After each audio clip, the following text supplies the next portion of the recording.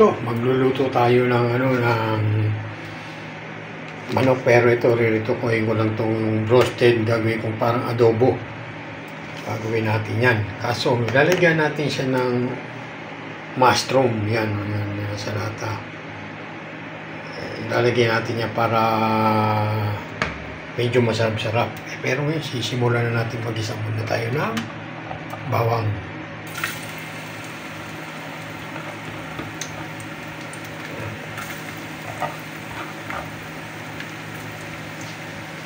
Isa muna tayo ng bawang.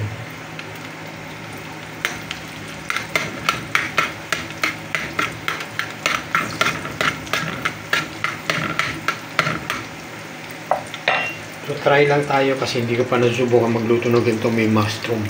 Ngayon susubukan ko lang. Kasi meron akong isang lata rito, hindi naman magagamit. Kaya ilalagay ko sa adobo na roasted na manok.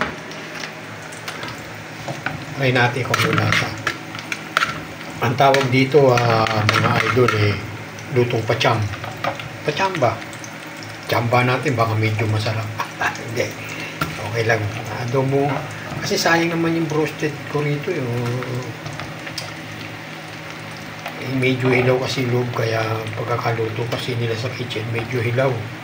Kaya ririto ko yun ko.